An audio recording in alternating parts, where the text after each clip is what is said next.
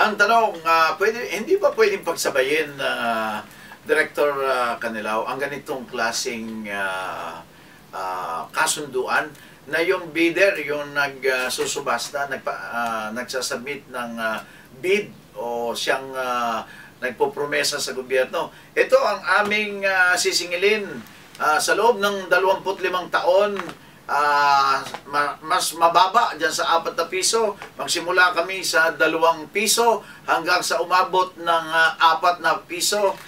Sabihin mo na every 5 years mag-a-adjust kami hanggang sa maabot yung ceiling na 4 pesos on the last 5 years of the agreement with the government. And magbibigay ako ng 5 bilyon. Sabihin mo na, magbibigay pa ako ng 5 bilyon sa pamahalaan. Hindi ba pwedeng ganun? Kaysa yung pinakamataas, 21 billion as against 4 pesos. Ito naman isa, 15 billion as against 2 pesos that will end up as 4 pesos in the last 5 years of the agreement. Anyway, dalawa rin ho ang sagot niyan. Unang-una, maaari pa natin gawin yon. Magiging mas komplikado nga lang po ang ating kontrata at magiging mas komplikado rin ang ating magiging basihan para kung kanino i-award ang ating proyekto.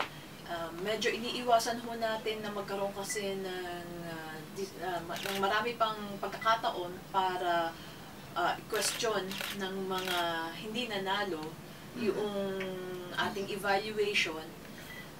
Kaya doon ang parati nating pinipili yung mas simple lang na pamamaraan sa pagbasihan ng kung sino ang nanalo. Ngayon yung ikalawa naman po, yung atin ho kasing mga fare or toll rates na charge sa publiko, ang isa sa mga basihan natin is kung like for instance sa toll roads, marami na ho tayong toll roads sa Pilipinas. So alam na ho natin, meron na ho tayong idea kung ano yung per kilometer na pwede natin isingin. So meron na ho tayong kumbaga datos kung bakit yan ang sinasabi natin na ang maximum na toll na pwedeng i-charge ng private sector. Pero tama po kayo, pwede ho natin gawin yan, pwede ho natin pag-aralan kung paano ho natin mapipino yan such that wala akong magiging question kung sino man ang manalo. Bilang abogado, pwede naman ilagay ng kwentas klara sa isang kasunduan ang mga parameters na susundin at palagay ko naman hindi yan ma-question. Ang huling tanong na lamang, Director Canilao, pakipaliwanag po ninyo, saan po ba bakit ang lakas-lakas ng loob ng mga bidders? Ito on the layman's understanding. Bakit ang lakas po ng loob nila na magbigay ng 21 billion pesos sa gobyerno? O, di ba? Sila na yung gagawa ng construction of a toll road o an airport o a seaport. Sila nang gagastos doon. Tapos magbibigay pa sila ng pera sa gobyerno. Ano po ba yung perang ibibigay nila at saan nila mababawi yun?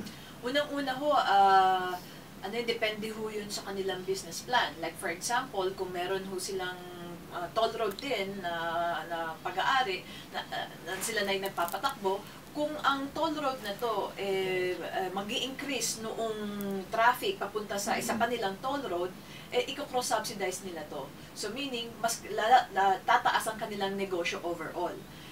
Meron din yung tinatawag tayo na non-core revenues. For example, nandyan sa LRT natin, meron tayong 2 istasyon na pwede sila magpatayo ng mga stores o whatever doon. So, yun ang tinatawag na non-core revenues. Baka yung business plan nila para sa 2 station na yun maganda at nakikita sila ng malaki.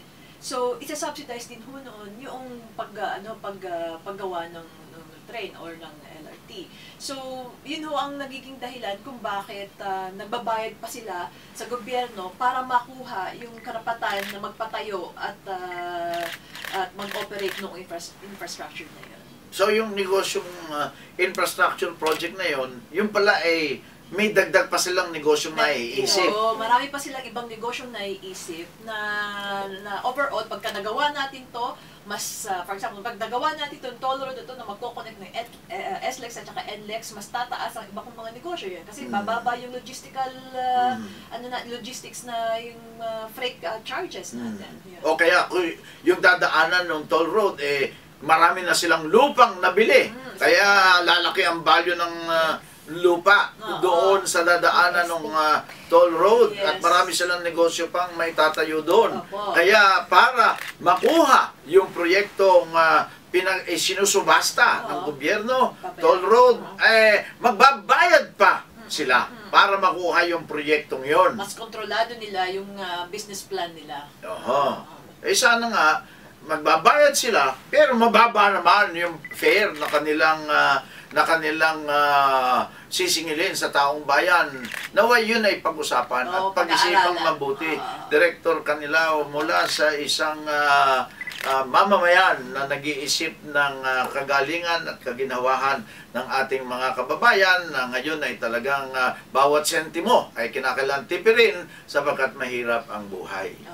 Pag-aaralan ho natin yan. Okay, maraming salamat po, Director Cosette Canilao, Executive Director ng Private Public Partnership Center.